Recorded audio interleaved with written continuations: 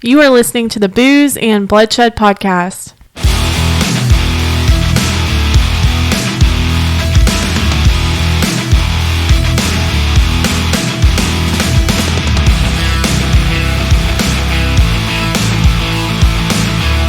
Hell yeah. Does that music make you want to kick somebody's ass or something? I don't know. It does. It reminds me of Trapped. Trapped? Yes, that Headstrong song. Love this stuff. Anyway, today is what? Season 1, episode 3. What are we doing? We have branched out a little bit, and we are going to be talking about the horror slasher flick Friday the 13th, the 2009 remake, I guess you could call it, and Garrison Brothers Old Fashioned. Sweet. We'll be back in just a second.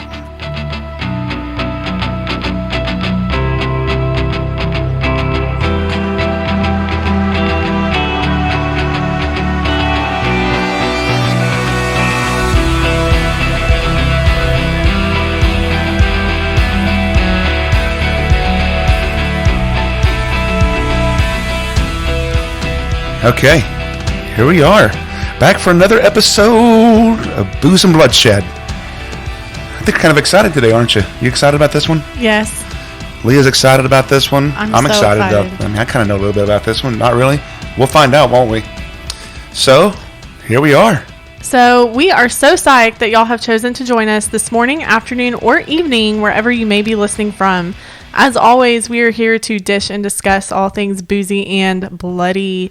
True crime and horror movies will be our focus every single week, along with an alcoholic beverage that we think will pair well with the subject of each episode. Yes. So today is Friday the 13th. Yes. 2009. Let's make sure we specify. Is it 2009? It's the 2009. So it's a 2009 version. Which is a little thing I want to pick on as well. I'm going to pick on some stuff. I don't even know if you can call it a remake. I don't really know what it is. I guess it's just like another Friday the 13th movie. As normal, my mature side is going to be out today. I know Leah's rolling her eyes, but the mature side's coming out. So, oh my God. So because I know exactly what you're going to comment on. A lot of stuff. I got some things I was I was watching it and I was like, what the fuck? Like, You actually did not get on your phone the entire movie, and that is shocking to me because you were always on your phone when we watch a movie. We were spending quality time watching a movie. Specifically, I had to pay attention to this one. Well, yes, because you had to talk about this. I knew we were going to talk about it. So, Friday the 13th, 2009, and then I'm nasally because it's still this awful weather shit here in Texas. But we are also doing an amazing bourbon in Texas. That I'm far too aware of this bourbon, but it's Garrison Brothers, and they're in Hye, Texas. It's Hye, Texas. It's down by Fredericksburg, and I'll pick on them on something on that front too. But we're doing an old fashioned, and the reason we're doing an old fashioned is because it's better than doing a shot.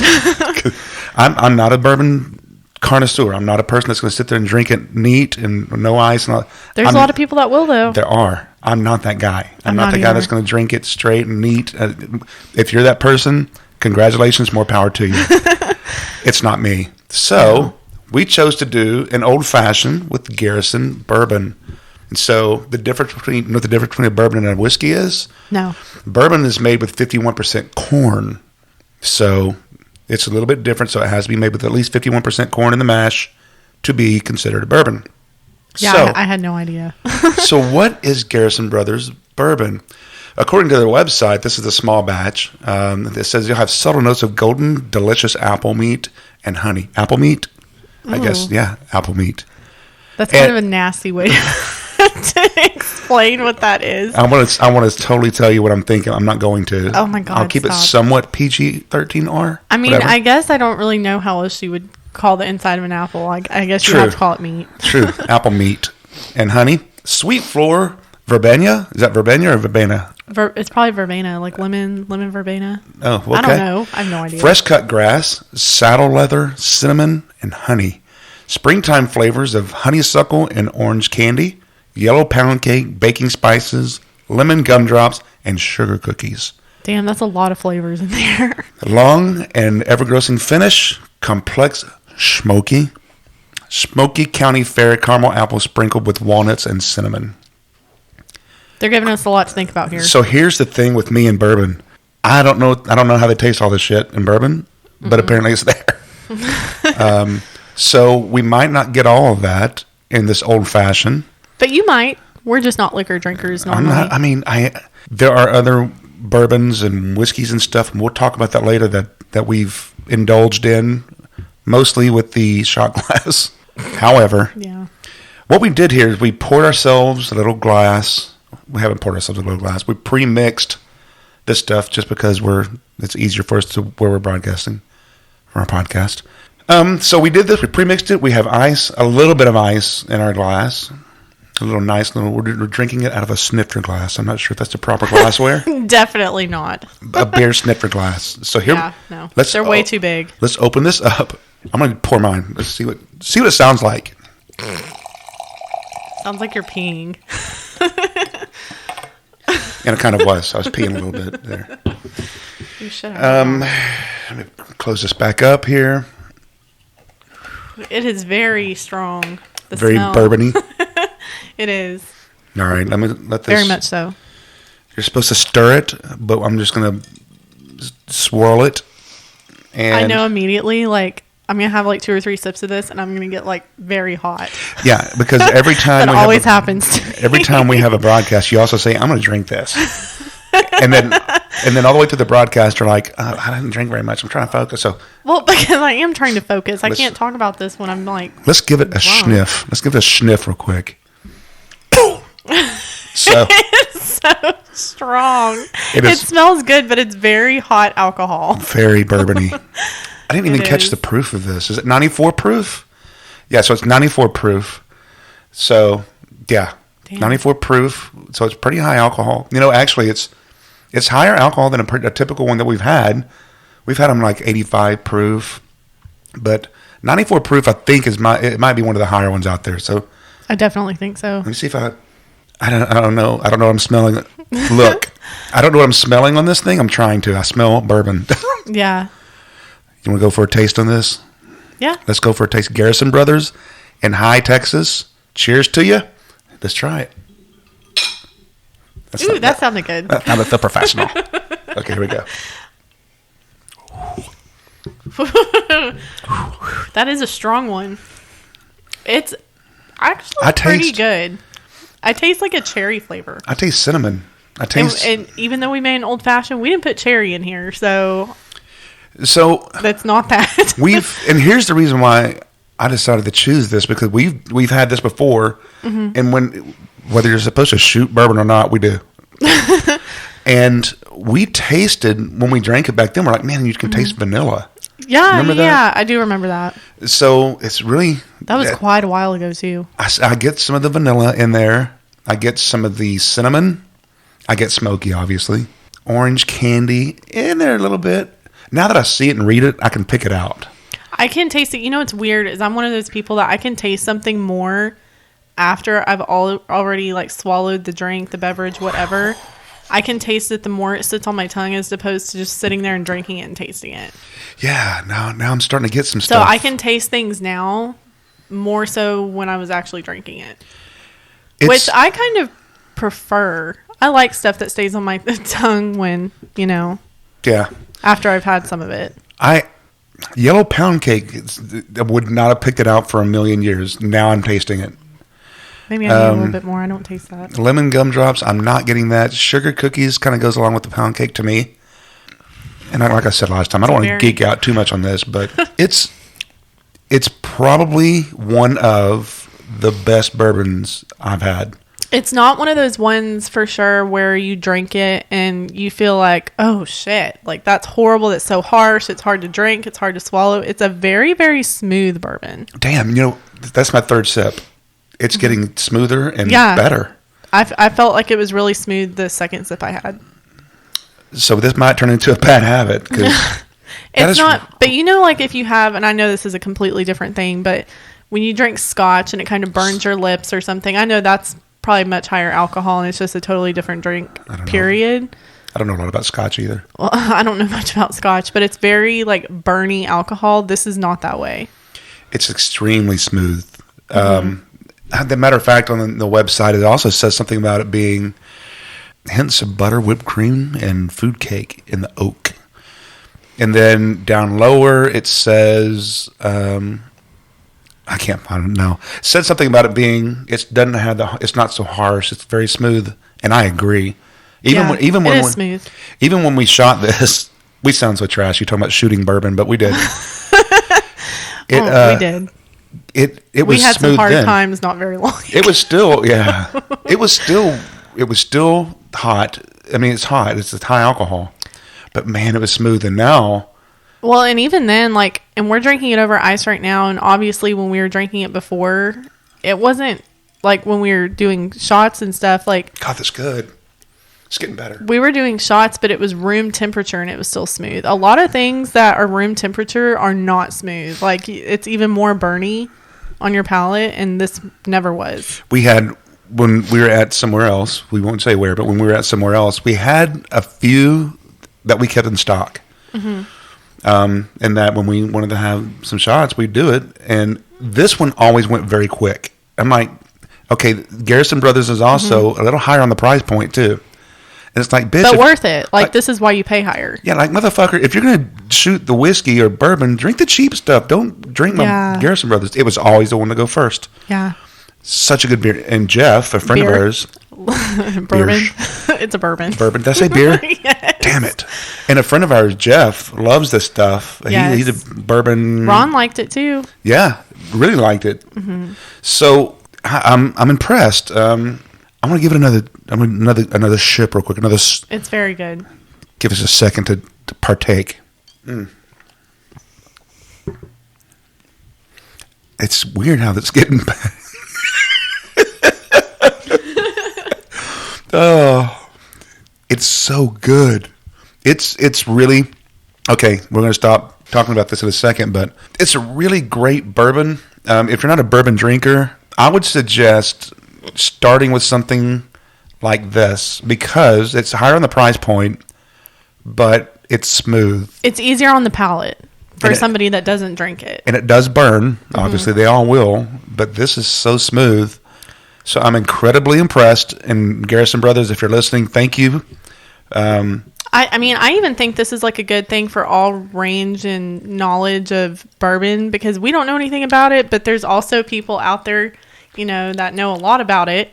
And I think it's good for everybody because, people that drink this all the time, they can pick up on it. And people that don't drink it all the time will appreciate how smooth it is. And here's how we got exposed to this. Both of us did, I think, at the same time when we had a friend that came over and he's like, oh, let's do a bourbon tasting. I'm like, I don't like bourbon that much. Like, I totally forgot about that. And he lined, I think we got kind of drunk that night because we were drinking seriously 1, 2, 3, 4, 5, 6, at least 7 or 8 different bourbons. Not drinking, we were tasting. Well, guess what? After well, that. You know what I mean. And I think that the top 3 is what we kept in stock. This one and another one ranked the highest. Anyway. So we had 3 that were the highest. Garrison Brothers was the first one. The second one was a different one we'll talk about. And there was a third one that was cheaper, but it wasn't bad. That was the other one. There are some really bad ones out there. And we tasted some of those too, which is one of the reasons why we're not drinking it today. So anyway, if you're into non-sourced bourbon, so the big thing is it's not sourced from... Oh my God. It's bourbon. It has no carbonation in it. I'm sorry. If you're looking for something that's not sourced, in other words, a lot of these bourbon whiskey companies source their beverage from big companies, but Garrison Brothers... keep saying things I know. Like that. Garrison Brothers makes theirs all on site. So... Here's my bone to pick with Garrison Brothers. We were there in Fredericksburg, not the past weekend, but the last time we were in Fredericksburg, we were visiting Allstat Brewery. This past time we were visiting Barron's Creek Vineyard. Yeah. So when we drove from Austin to Allstat, we swung by Garrison Brothers to do a tasting, And the thing that bothered me the most was the fact that it was cool to see it, but it was a tasting room only. You couldn't see the production facility. You couldn't see where it was made at, where it's shipped from. You couldn't see it from a distance. It was like, oh, you want some Garrison Brothers? You want to taste it? Well, here's our small tasting trailer. I think, because I got on their website not that long ago, I think that you can go on a tour, but I think it's like one of their scheduled kind of things. Like you have to call ahead and make a reservation or something. And at that point, we didn't know that, so we just weren't able to go. As it sits on the ice, it's getting smoother. Mm-hmm. It's getting better. So. Well, that's why people drink it over ice. Quite the smart ass today. Hi, Leah. Hey, baby, what you doing? Oh, my God. So, anyway, bravo, Garrison Brothers. Like, I seriously think this is probably some of the best bourbon in Texas. No joke. Seems to be the most superior bourbon I've had in Texas. I think so, too. I definitely think so. Good job, guys. Feel free to reach out if you want to do any commercials or anything. I'm just joking. Just joking. But it would be cool to be able to go to the facility and actually do a tour and not be stuck at your trailer. You know what I mean? Maybe the last time we went, COVID wasn't the way it is right now. Stuck at your trailer? What are you talking about? Well, that tasting room was so small. You know, we drove up and you have to drive around it. And it's like, there's a tasting room. Yeah. I know what you're talking about. And chairs, and people were drinking out of these really small, whatever they're called, the snifter glasses, the bourbon ones. But I couldn't see the facility now, and I want to see it. Yeah, it was like really up high on a hill, wasn't it? Yeah. Good job, Garrison Brothers. Good stuff, and we will keep on partaking. We encourage you to try the Garrison Brothers. The one I have is like the Silver Star edition. I don't know if that's Cowboys or not, but and it, probably not. But it's wonderful and old-fashioned. It's delicious. So, moving on from Garrison Brothers that we've spent 20 minutes talking about. So, Friday the 13th, 2009. Yes. Let's talk about this. Okay, so Friday the 13th is very near and dear to my heart. It's one of my brothers and I favorite franchises of the horror genre. We love it. It's not my favorite. I'm pretty sure it's his favorite. You guys go to those crazy like slasher the conventions. Horror conventions, and guess what? We are not the weirdest ones there. You guys go to those by conventions. far. Oh my God! It looks like when I walk in there with him, it looks like I'm walking in there with like a Polo Ralph Lauren model, and then there's like me, a blonde girl, and then everybody else is in a costume. Yeah, everybody else is dressed up. It's true. But Friday the 13th is such a famous horror franchise. I don't think there's really anybody in the world who doesn't know about it or what it is. I remember when it came out. God, you're so old. Hey, F that. You weren't that old when So here's my. So you have Friday the 13th, and I'm not even letting you go to the story. Sorry. No, it's okay. Why is Friday the 13th, 2009 different from Friday the 13th, 1980, which is different from Friday the 13th, Part 8? Yeah. Oh, there's 12 movies. What? Why? You didn't know that? Well, no. You didn't know there was like a bunch of sequels? I just said no, damn it. Well, I mean, there is. There's crazy Hello, ones. Mr. Insult. How are you? There's crazy ones. Like there's ones like Jason, I think it's Jason X, and he like goes to space and shit. And That's then there's ridiculous. like Jason takes Manhattan or something, and he ends up Shut in New up. York. I'm serious. Jason takes Manhattan. Is he wearing his Prada? I don't know if that's what it is, but I think it's Jason something Manhattan. I think it's Jason Takes Manhattan. That is ridiculous. But okay. Somebody could correct me on that. That's probably not what it's called, but that's what it is. He goes to New York. He ends up in New York, and he like is killing people and goes shopping. No. Well, sorry. But the original movie, this all originated. It came out in 1980. I'm sure most people have seen it. Kevin Bacon is in it. And is he? Seriously, he's in the original one. The very first one. I didn't know that. You've never seen it, Mr. Insult again. Oh my God! I said I've seen it. It's been obviously been a long time. A long time. But I didn't know he was in the original. Well, guess one. what? I have HBO Max, and we can watch it as soon as we're done here. Was it like the 7 degrees of Kevin Bacon? Is it 7 degrees or something? I'm not even talking straight. I don't Garrison even know what Brothers. you're talking about. Sorry. But it's grown into such a huge cult classic. They have, a lot of different things, merchandise. You can buy like books about it. They had a TV series. They made about 12 movies from it. Is that the one that I had the mask for Halloween a year or two ago? No, that was Halloween. See how I'm into this? I'm into this. You were Michael Myers. Lord. I was. They have made a video game. My brother has the video game. He does. On what platform? I used to watch him play it. God, it was a long time ago, but it was probably Xbox, I think. All right. Cool. But it is the second highest grossing horror franchise. It grossed $755.6 million total. Jason Goes to Manhattan is part of the 755 that was million. like kind of getting toward the end of it, I think. So I don't think that as many people went to see that. Unbelievable. But for those that are not totally familiar with the plot of these movies, the original film, this is where it all starts, sees Mrs. Voorhees, who is Jason's mom. She is the killer in the very first Friday the 13th, the original movie. She is not revealed to be the killer until towards the end of the movie. But throughout the whole movie, she is chasing around and murdering camp counselors. Lord, I can't talk today. Camp calendars. God, yeah. Because her son was left to drown by neglectful counselors several years prior. Counselors where? Camp counselors, Camp Crystal Lake. At Camp Crystal Lake. And she is killing the people that neglected her son. Yes. Did he die or something? Did you not just listen to what I said? Oh my God. Well, why is he alive? I don't really understand what it is. I guess like I'm the stupid one, huh? I guess he's like Don't know. I guess he's like an undead guy. Okay, well I mean he never I feel seems that way to every die. day. He dies at the end, quote unquote, dies at the end of every movie, but he comes back to life. I was about to say that because we watched another one. God, that's Michael Myers. Shit. Okay, Yeah. Go ahead.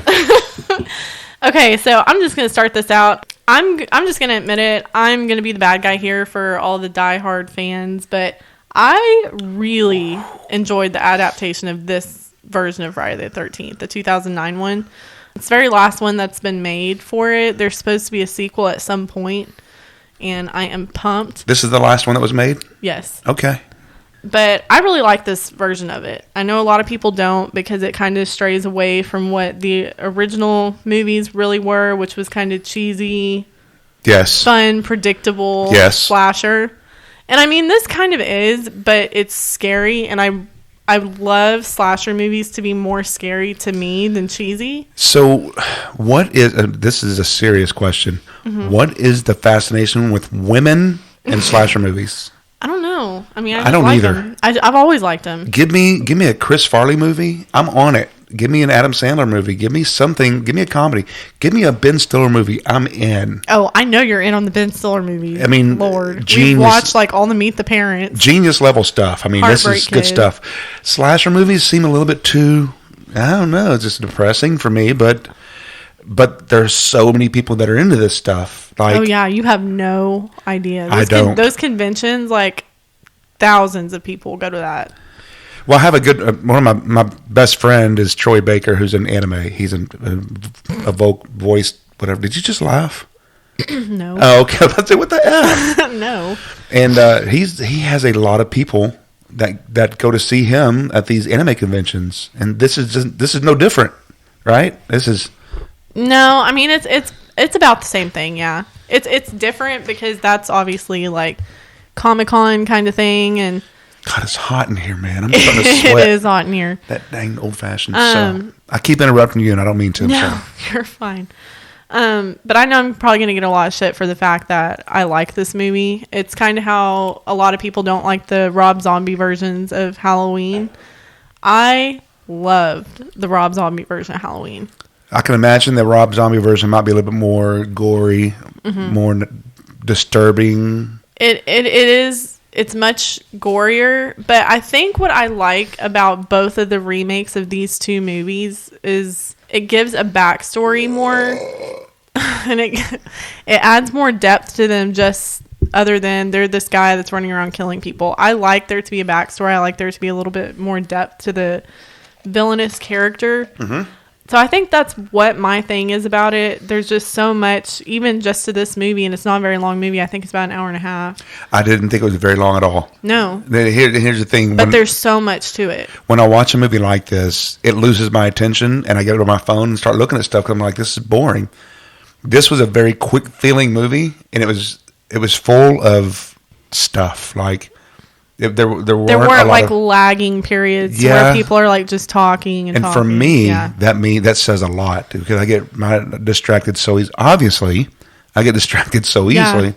And even in watching one of these movies, it loses my attention because it's like, man, how many times have I seen this already? You know what I mean? Yeah. So I agree, but it was a quick movie, not a lot of lag that got boring. Yeah, and to me, like even remakes of some slasher movies or just brand new slasher movies, they all have like the same recipe, it seems like, and they're all kind of cheesy, and there's a lot of sex and there's things like that, which does happen in this movie, but it seems like there's more depth to the characters to me in this movie. Okay. Well, let's see what's up with these characters. Shenanigans. So just to give an overview, this movie, this Friday the 13th to 2009, kind of bunches together in a modern way the first 3 Friday the 13th films. It gives so many references that devoted fans of the original movies can spot straight away. I definitely did. So as we go through the movie, I'll point out the symbolism that takes place to identify all of the ones that I saw. There's symbolism in this movie? Did I miss something? Well, I say symbolism. It's more like paid homage moment kind of things to the original movies. All so right. Not really symbolism, I guess. So the movie opens. We are immediately introduced to the first cast of characters: Richie, Wade, Amanda, Whitney, and Mike. So Richie and Wade basically right away let you know why they are there. They find a crop of weed to sell, and they're trying to get rich off of it. So the group sets up camp while they are trying to find that, and Wade lets the group in on the story of Jason Voorhees and his mother. Here's my pick with this thing. Mm-hmm. Stupid way to start a movie, right? They're walking into the camp, ha ha ha. First thing they're going to do is start talking to each other about, oh, you like that? You know, they're starting like, you like that, Poppy or Daddy or whatever. Poppy. So you immediately know this movie's going to go straight to a sex scene or several sex scenes. Yes. And B, these guys are like so pumped up about going to sell pot. Dude, we're going to make so much money on pot. It's like nobody really makes a lot of money on pot unless you're selling like a shit ton of it. Unless you're like Pablo Escobar. Right. Yeah. So who didn't sell pot, so I don't know why I said that. But if you're gonna start a movie, I don't know, man, make it. I'm not an expert, right? We know this, but like, I don't know, dude, we're gonna get rich on pot, bro. That's so stupid. Like, okay, that and you want daddy? Well, daddy? I think they're supposed to be like, college age kids. I don't think they're supposed to. But college age kids I knew weren't smoking pot. Really? The one time they did. They were drinking a lot and taking harder stuff than that, but I don't know. Okay. Well, not where I went to school. I don't know where you went to school. Keep on going, I guess. So the group sets up camp, and Wade lets the group in on the story of Jason Voorhees and his mother. Not surprisingly, in typical slasher movie fashion, the group calls bullshit and doesn't take it seriously. So y'all gonna learn today. Y'all gonna learn. You can learn today. That's so true, though. Like, every time they tell a story or something in a movie like this, and the characters are always like, oh, that's not going to happen. I'm like, this is like the first 5 minutes of the movie. This is going to happen. Yeah, and 2 of them are like, let's go to the tent, and the other ones are like, hey, let's she immediately started showing her boobs. Well, we haven't made it to that part yet. Damn it. Go ahead. So Mike and Whitney, who are a boyfriend-girlfriend, they take off to go talk and snoop around the old camp cabins because, Okay, now we're there. Why not? Yeah. Wade goes off into the woods and comes across the weed that he and Richie have been looking for. Immediately, he gets killed. What was with the glow stick? Did that have symbolism? Was that symbolic of something? No. You think they Am I jump ahead again?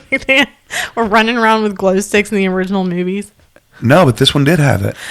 I know, but no, it was just something he had. Okay, I didn't know if there was something like whatever. I'll point it out, I promise. I will hold your hand like a small child through this. Fine.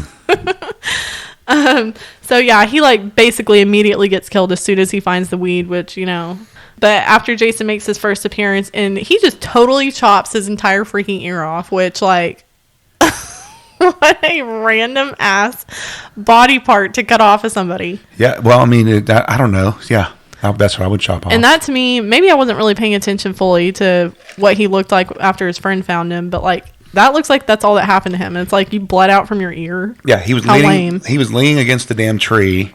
with an ear off. bloody ear. It was sitting next to him on the ground.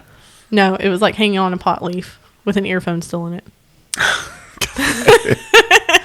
That's so creative. So after this scene, scenes cut back and forth to Jason one by one, and very quickly, might I add, he freaking moves through the woods to kill people so fast. Like, because he kills, well, I guess I honestly, I have no idea who he killed first, because he killed that guy that was with Whitney. He killed...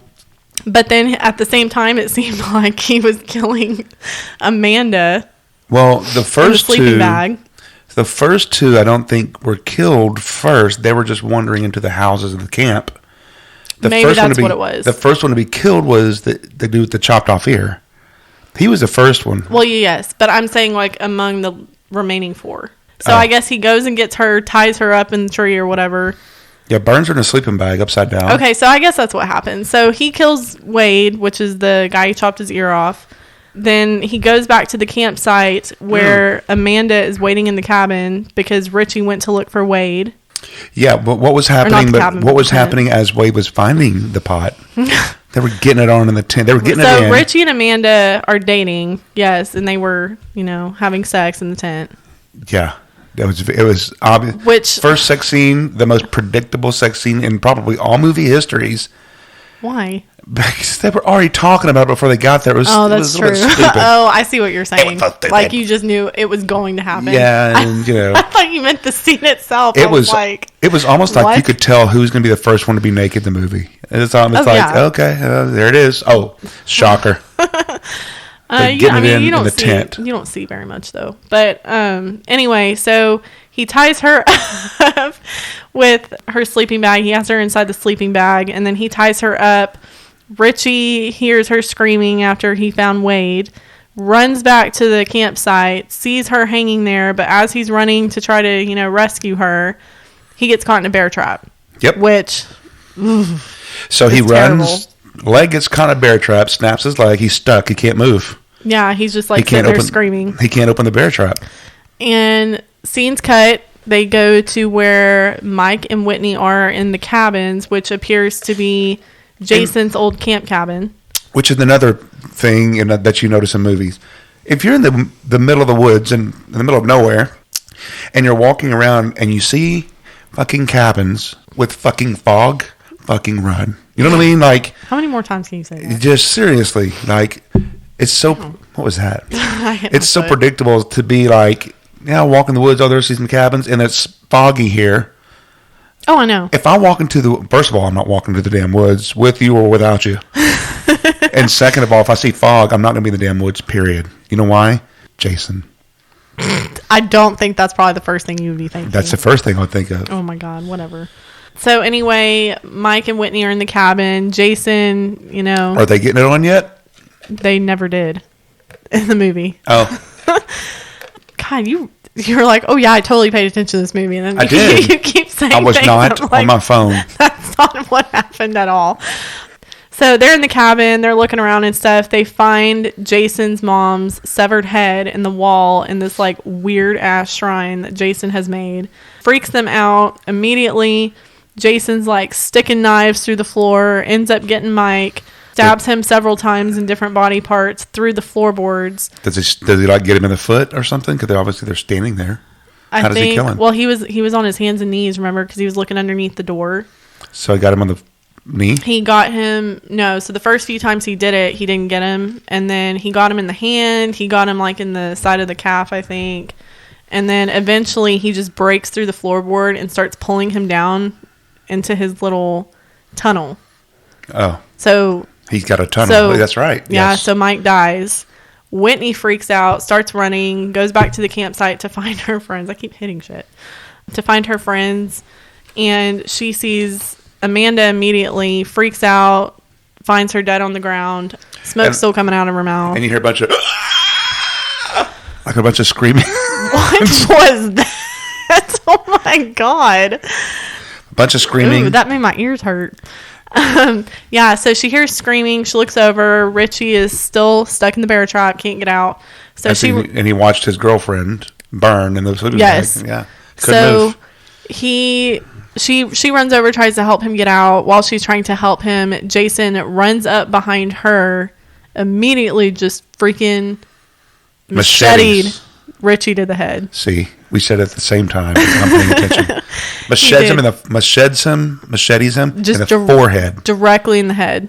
So obviously she freaks out and everything. So she's like backing up on the ground. You see her screaming. You see Jason running up to her like he's going to kill her.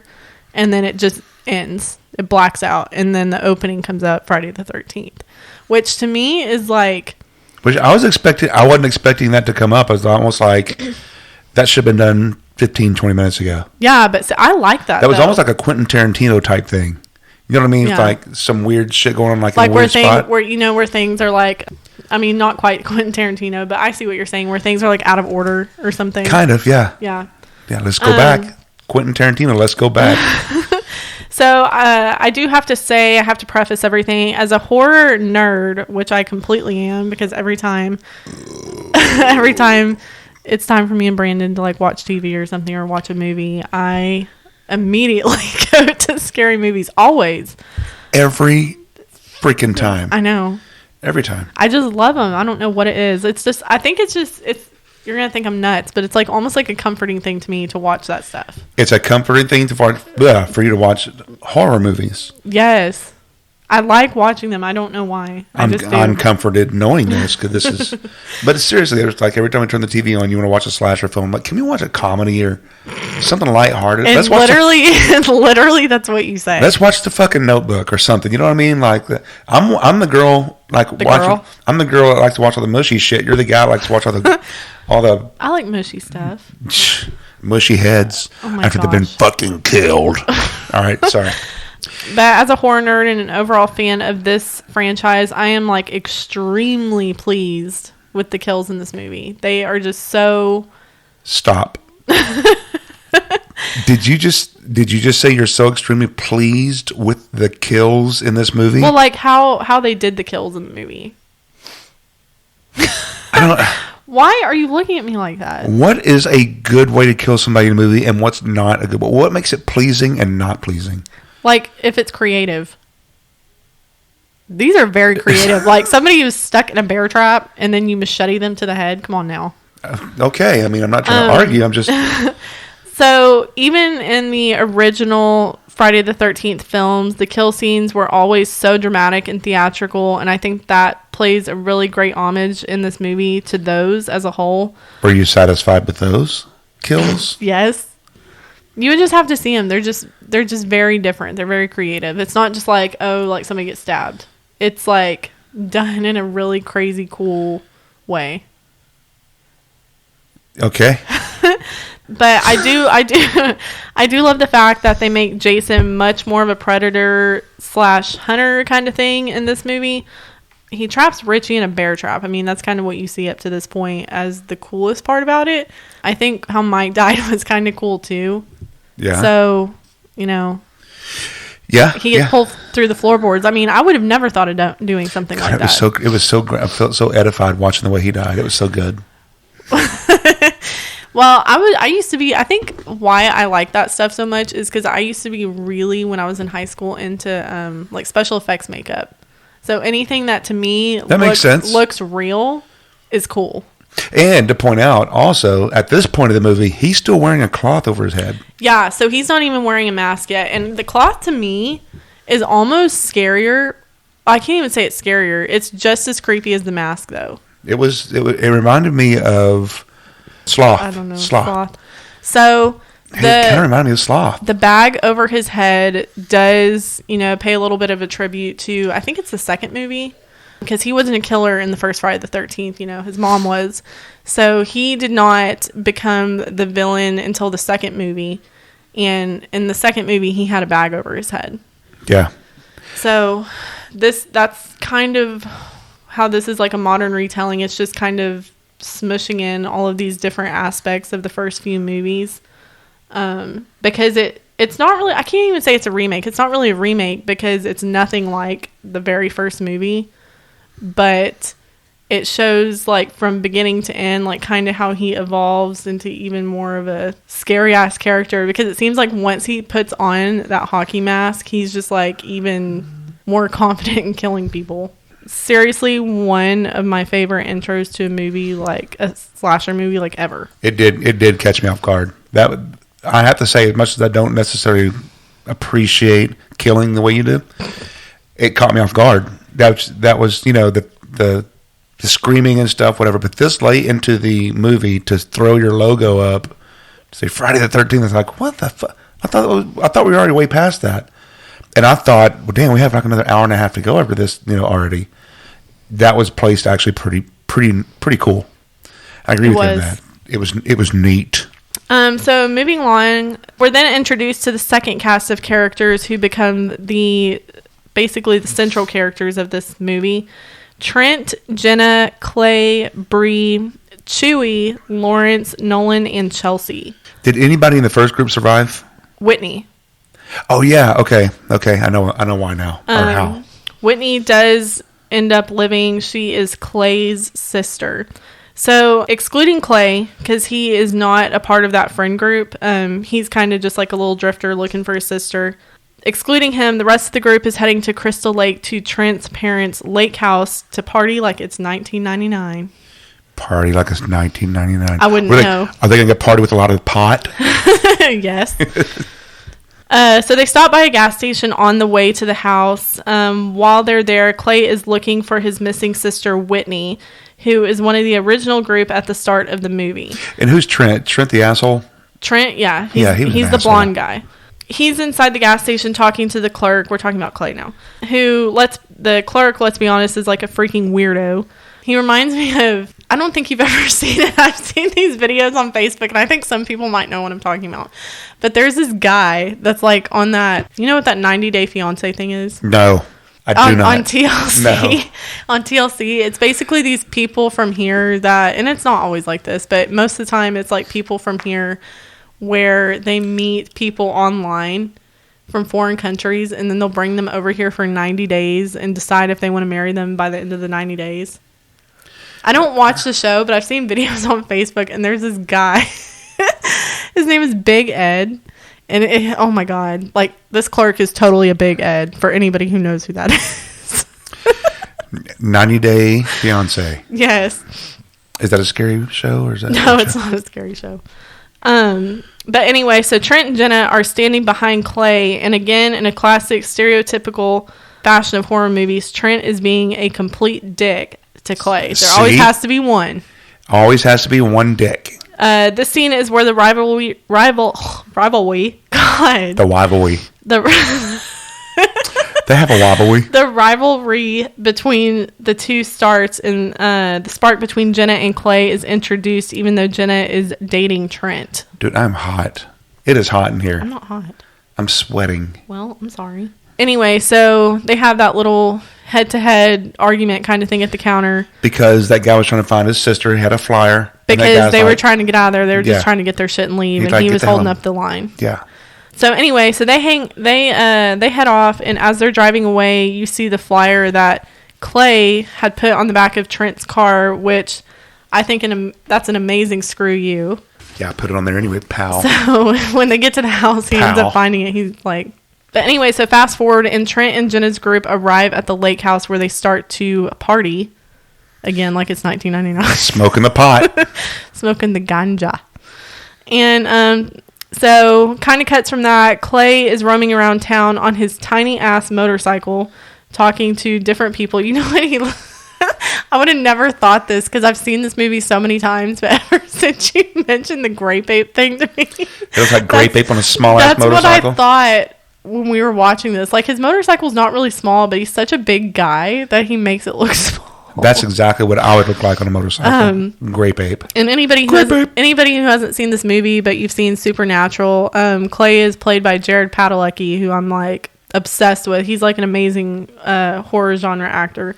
So if you've seen Supernatural, that's who we're talking about. And in Supernatural, they always reference how big he is. Nope. They call him a moose. So he must be pretty tall. But anyway, Clay is roaming around town on his tiny motorcycle talking to different people to check if anyone has seen his sister, Whitney. He ends up knocking on the door of this old lady who totally reminds me of the crazy old guy from the original Fridays. I think he was only in like the first 2, maybe 3. I don't remember if he was in the third one. But he was in the original ones. I know he was in the first 2. But he's the guy that kind of is the little warning in those movies, like, don't go to Camp Crystal Lake kind of thing. Like, you're going to die, and freaks people out, but then they stay anyway and don't listen to him. Do they ever? But she kind of takes over that role to me. I don't know if that was meant to be what that reminds me of, but she's not crazy really. She's just being a bitch. So she does tell him not to go to Camp Crystal Lake, but the bitchy thing I thought she was saying is the fact that she was like, yeah, your she's not missing. She's dead. Yeah, she pretty much knows what's going on. I mean, this lady knows, like, anybody that comes here doesn't leave. I mean, don't lube that shit up. Just say it. Shit. Yeah. No, she's not missing. She's dead. I mean, and he's just like, what the fuck? She dead. But anyway, so that's not like a super critical scene, but that's kind of like the only warning that you get of what's going to potentially happen. Uh-huh. So anyway, the next person that he ends up coming across is that nasty pervy dude. The guy in the barn. Oh, yeah. Yeah. So he comes up to him and he's talking to him, and this guy doesn't really play like any kind of critical role in the movie at all. Really, his only purpose is the fact that he serves as a way for Jason to find the hockey mask. So the intro shot of the scene of Clay walking up to this barn shows the red barn, which is very iconic in the Friday the 13th movies. And I know for sure, I mean, I think in several of those movies, they run into that barn. And at some point, I think like several people have been killed in that barn. Yes. Huh. But yeah, so most people, if you've seen those movies, you know what I'm talking about. See, I have not necessarily paid attention to all these movies. I didn't know anything about the Red Barn. I didn't. You know what's weird is I've seen this movie so many times, and until we decided to talk about this, like, I never really thought of all these bits and pieces that were in this movie that were connected to the old movies. And then we started watching it, and I was like, oh my God, like, there are so many things in this that pay homage to those those original installments. But not only the Red Barn, you see the truck with the spears that we'll see again later on in the movie. Ultimately, you know, the guy dies at some point because, you know, he's a piece of shit pervert. Because Friday the 13th. Because Friday the 13th. Yeah. And after Jason kills him, he finds the hockey mask that he is oh so famous for, throws that damn bag down, and is like, fuck yeah, hockey mask. So this is later in the movie, though, that happens, right? Yes. Okay. He walks up to the guy in the barn. The guy's mulching some trees or some shit like that. And yeah, he's like, damn it, you scared me. Yeah. I'm sorry, I'm looking for my sister. Yeah. And then he's like, hey, you want to buy some weed? Again. Weed is a very central thing in this movie for some reason. I don't know what it is, but, like, it's a very big deal. You want to buy some weed? He's like, no, I'm cool, man. Like, there's some good weed. There's a big bushel over the back. Damn, you remember the line. Yeah, I paid attention. I wasn't on my phone. You don't remember, like, very critical things that happen, but you remember that. Yeah. Anyway, next scene, Clay accidentally shows up at Trent's door. Jenna opens the door. Trent gets super pissed off, and anyway, Jenna ends up leaving and goes to help Clay pass out flyers for his missing sister. She invites him into the house. Yes. And she's like, hey, you want to come in? He's like, I'm not sure if your boyfriend's okay with doing this. Walks in, and the boyfriend comes up, what the fuck's he doing here? What's he doing in my house? And then they leave, and she's like, you want some company? So, yeah, dickhead was being a dickhead. Yes. So, anyway, right after that happens, and we really haven't talked about these two yet, but Nolan and Chelsea, who are dating, they are part of this friend group that Trent invited to the lake house. They end up taking Trent's boat out. Oh, yeah. And, you know, she's topless wakeboarding. And you know, who doesn't topless wakeboard in a Friday the 13th movie? This is one thing I was okay. This is one thing that I was really disappointed about in this movie, though. I did not like the fact that those two were the first two to die. I guess it's because they didn't really build up the characters yet, and you didn't really know much about them. But I was like, what the hell? Like, well, you knew that guy was a little bit of a partier, stoner, or whatever. But you don't know too much about him. I mean, he almost immediately dies. Well, he liked to boat. And yeah, she liked to be topless. So he's driving the boat. She ends up falling off the wakeboard. He's turning around to get her. He, out of nowhere, like, the first time I saw this, it surprised me. I was not expecting him to get an arrow to the head coming around there. I thought, maybe after they got off the boat or something like that, got back in the car or something would happen, but I didn't think that was going to happen. He gets an arrow to the head. He falls on, what do you call that on the boat? The throttle. The throttle. Falls on the throttle. Falls on the throttle. The boat's turning around to come get her. And this, every time I see it, and I always say this to you, I'm like, oh, God, this gives me a headache. Because the boat ends up hitting her at full speed in the head. And it's like, ooh. I'm like, you're like, I can't watch this. You look away. I'm like, you want to watch this damn movie. I can't watch head things. Head things to me are like, ooh. Stop. Yes, things like that. And so anyway, so she gets hit in the stop poking your eye. It's disgusting.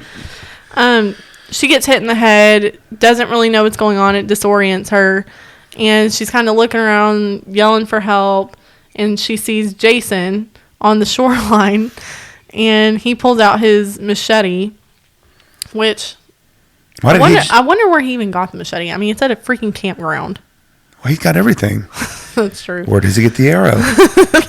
That's true. Why didn't he use the arrow? Well, the arrow, it's a camp. Why didn't he use the arrow to kill her too? I don't know. Huh.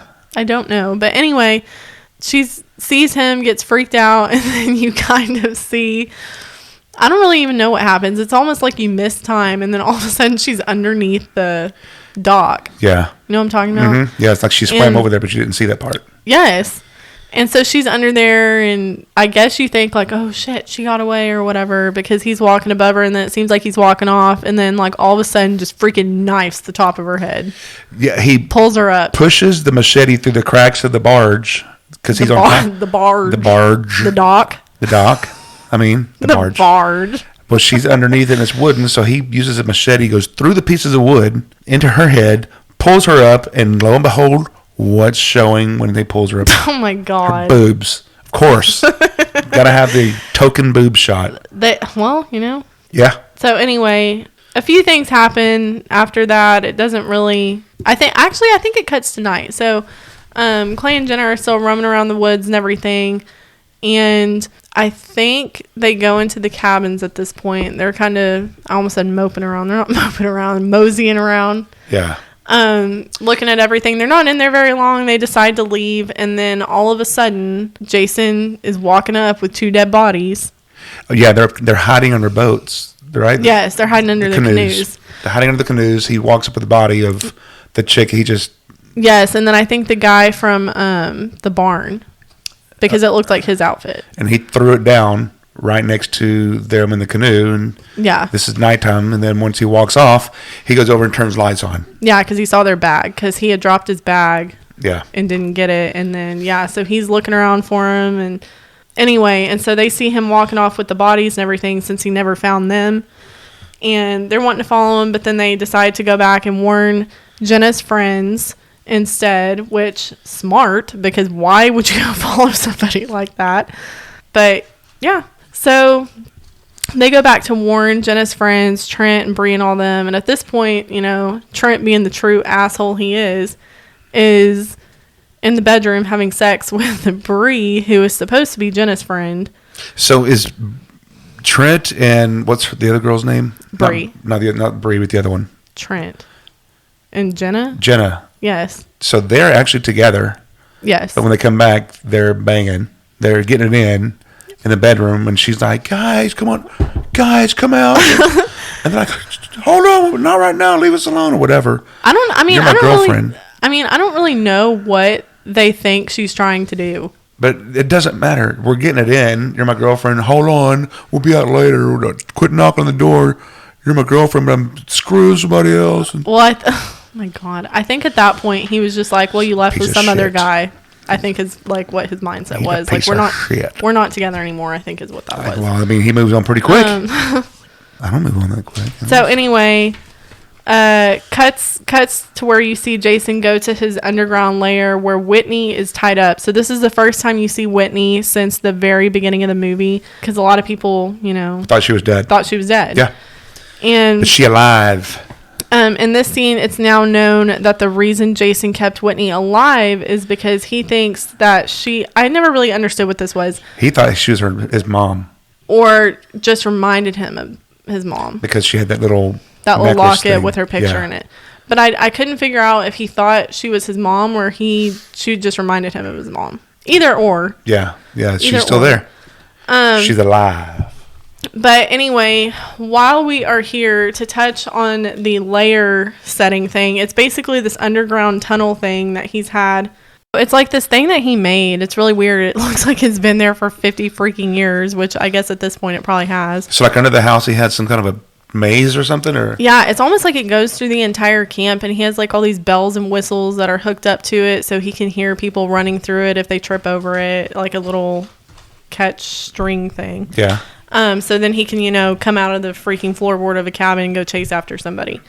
So anyway, Jenna and Trent went back to not Jenna and Trent. Jenna and Clay went back to the house to warn her friends. While they were in there, Chewy, who is one of their little stoner friends, he went to Trent's shed that's not too far away from the house. While he's in there, Jason, comes in there, stalks him a little bit, and then ends up killing him ultimately with a screwdriver through the bottom of the chin. Yes, which, I can't watch that one either. Up his face into his head. That to me is almost worse than when she gets her head hit by the boat. Like, it's so bad. I just can't do... Yeah, and he went really slow when he did it. Yes, it was just terrible.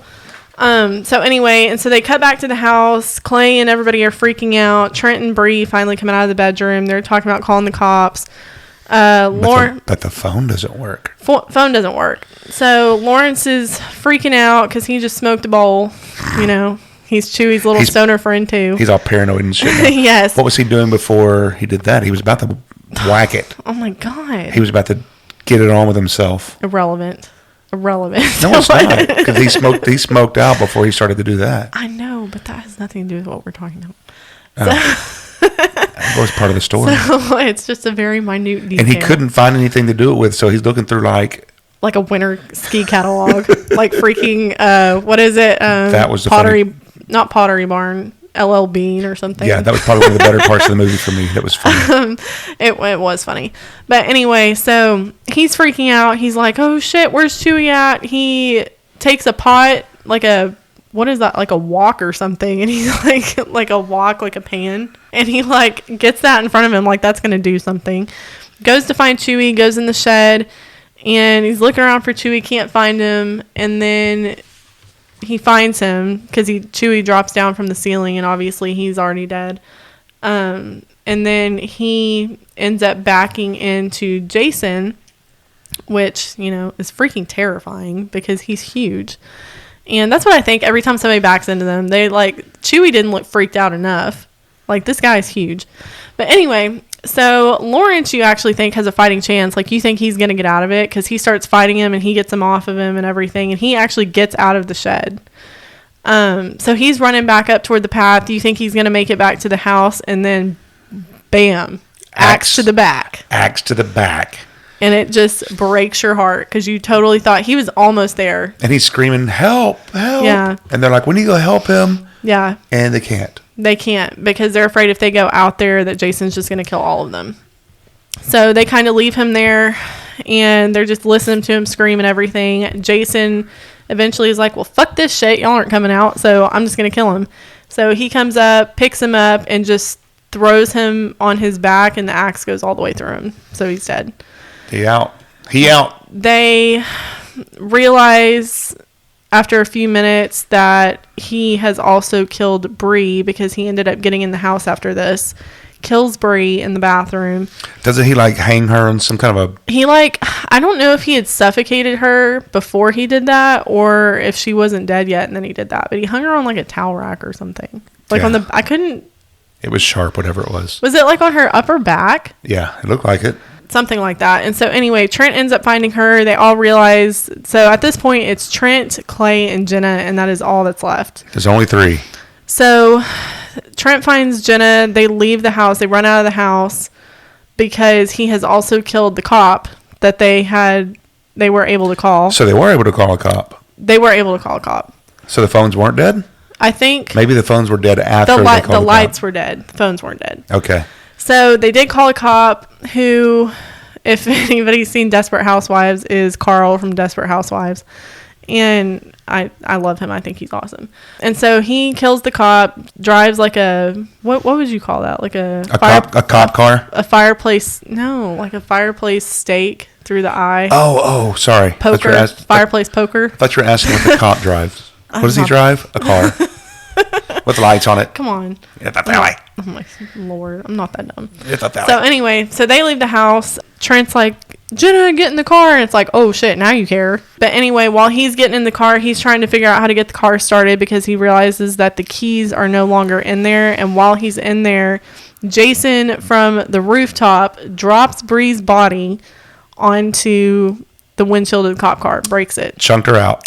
Which is also a reference to several things that he did in the original movies, especially, and I think it's Friday the 13th New Beginnings. Don't entirely quote me on that. I'm not sure, but I'm pretty sure that's which one it was, where he throws a girl's body through the window after he had cut her head off. So that's what this kill reminded me of for sure. Trent's like, fuck this shit, gets out of the car. He runs independently from Clay and Jenna because they ended up getting a head start because they were smart and just ran off. So he runs off, obviously, because he ran independently. You know he's the next to be killed.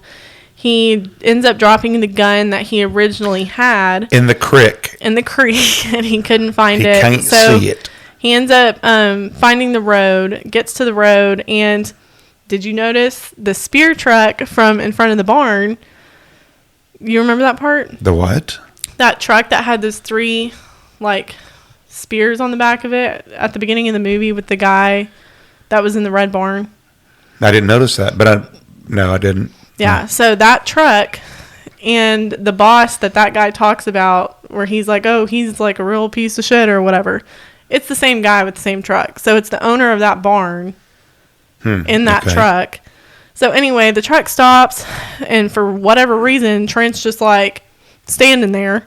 It's like, if I had somebody like that coming after me, I would freaking be crawling in the car.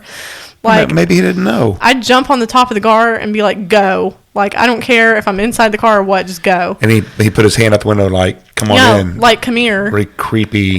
Which was creepy, but it's it can't be any worse than what's outside, you know? So anyway, he's just standing around. And close shot in on Trent, and all of a sudden, wham, a machete through his back, through his chest. So I thought he turned him around and threw him on the hay baler in the back of the truck. And he did, but he had already stuck a machete through him. Which, can you imagine how shocking that would be? The guy takes off and he's dragging him on the back of his truck. Yes, in the hay baler. So he sees Jason, the guy in the truck sees in his rear view mirror or his side mirror, Jason killing Trent. So he's like, what the fuck? So he takes off. And as soon as he starts to go, Jason picks Trent up, turns him around, and throws him on the spears that are on the back of that truck. So his body's just dragging as that guy's driving. As he drives off, he looks like he's like a scarecrow, but he's still kind of moving and twitching. Yeah, it's weird. To me, that was one of the more gruesome ones of the movie. And I think that was probably the point because he was such an asshole. Was it more creative? Did you enjoy that one? I did. Sick. To the depths of my soul. To my soul. Sick. But okay, so anyway, obviously at this point, we go back to Clay and Jenna because they are the last 2 left aside from Whitney. So Whitney is still alive. She is still in Jason's tunnel, trapped down there. She is chained down there. And so they head back to the cabins and they hear Whitney screaming. So they end up getting into the tunnel. They find the tunnel, get down in there. They're trying to get her out and everything. And it's actually a very sad moment because he finds her in the middle of a crisis. So he doesn't even have time to hug her or really anything Don't console her. Get the F out. Yeah. So, she had been down there for a while. He'd been looking for her for 6 weeks. And I didn't see any part that she had food or anything down there. Did she eat for 6 weeks? I don't know. I didn't even think about that. The whole time I was thinking, because her hair is like wet, I'm like, oh God, girl, you need a shower. Her hair was greasy. It was greasy. It was. It looks like it's wet, but it's just dripping in grease. But anyway, that's so gross. They end up getting her out and everything, and so they're running through the tunnels because Jenna realizes that Jason has now jumped down in there. And I cannot think of anything more terrifying than running through tunnels that you have no idea where they go or if they even end up anywhere with somebody like him chasing me. I think I would just absolutely shit my pants. Ew. I'm serious. Yeah, well, that to me is the most panicky part of the entire movie is when they're running through those tunnels because, like, there's dead ends to it and everything. It's just horrible. A panic attack. And so they're running through the tunnels, can't find anywhere. Eventually, they do find an opening. It has, like, a pallet or something in front of it, right? Oh, it was under the school bus, right? I think that so it ended up being under the school bus, but while they're trying to get in there, Clay goes in first and he's helping his sister and Jenna get in there. You think they're all going to get out, and then this breaks my heart. This to me was so sad because, like, no, I'm not going to cry. She gonna cry. But you can tell, like, how much him and her really liked each other, Jenna and Clay, and then, like, he's just, like, in shock because he's trying to help her in, and then all of a sudden, like, machete into her. Yeah, but she was calling and she was asking for help and all that stuff, and he couldn't save her. Yeah, it was just it is a very sad moment, but he can't even grieve that because they have to get away from him. So they end up getting out through the school bus, and while he was trying to help his sister get out from the school bus, Jason gets a hold of him, starts, beating up on him. Then he jumps down into the school bus, tries to kill Whitney, and Whitney gets away from him and everything. They run into the barn from here. So this is into the same barn? Yes, the red barn. So this is the very, very climax. This is the very end of this movie. They end up going into the barn, trying to figure out what to do. Whitney is hiding, and Clay is looking for weapons, looking for any kind of thing that he can possibly think of to do at this point because they're in the middle of nowhere.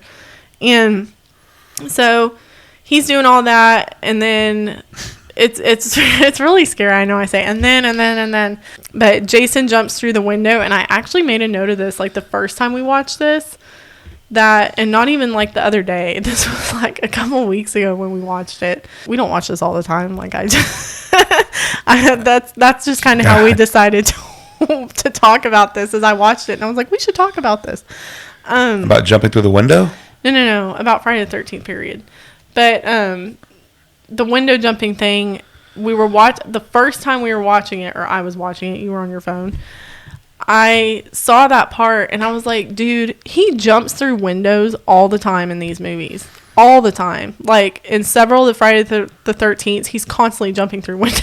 Well, I mean, what else is he supposed to jump through? The open door? Just That would look kind of silly, wouldn't it? You just can't open the door. Shit. Bunny hop through the window, through the door, Jason. But you know what That's I mean? creepy. Like, it's just nuts. Like, he can't ever make any kind of normal entrance. I'm the creepy guy. I don't need bunny hop through the open door. I actually made a note, and I think that when we watched this movie, I had, like, some beers. I know, maybe it was wine, I don't know, but I know I had a little buzz going on, and I actually made a note on my phone that he jumps through windows, and in parentheses I said, he's such a window jumper. He's such a window jumper. And I looked at that the next day, and I was like, what a dumb thing. Drunk ass. But anyway, and so they are fighting to the death here, and Clay and Whitney kind of work together to get him away from them and kill him. They think that they've done it because they end up trying to hang him with that wood chipper. Yeah. Because they throw a chain that they've tied around his neck into that. So he starts hanging, and then he drops, and they're like, oh, fuck. What are we going to do now? And then all of a sudden it starts pulling him into the wood chipper, and that's kind of his demise. And then she takes a machete to the chest, and that's it for Jason. So, or is it? Or is it? So this is the very, very, very end. So you think that Jason's dead. Everything's all well and good. The sun's out. It's shining. Clay and her are dropping Jason's mask and him into the Camp Crystal Lake. And I say Camp Crystal Lake. Crystal Lake. Shit. And all of a sudden, Clay goes up to try to comfort Whitney. And boom. Jason's out of the water. trying to get Whitney, and it ends. And that is all of Friday the 13th. Yeah, when it was over, I looked at you like, what the fuck? That was it? I know. You gave me this like stink ass eye look. Like, why did you make me watch this? It was impressive and unimpressive at the same time. It was. But anyway, so that is it for Friday the 13th, 2009. We paired today's episode with an old fashioned made with Garrison Brothers Bourbon. Please like, subscribe, follow our Instagram, Booze and Bloodshed, and let us know, please, what you think about tonight's episode. And feel free to send us suggestions for future episodes. And, you know, drinks that we can try. Keep an eye out for the next show's topics up for discussion, always on our Instagram, and we will see y'all later. Make sure you go to boozeandbloodshed@gmail.com is our email address. And that too. And that too. Yeah, so I think that's it. Yeah. And I guess we'll see you in 2 weeks. Peace.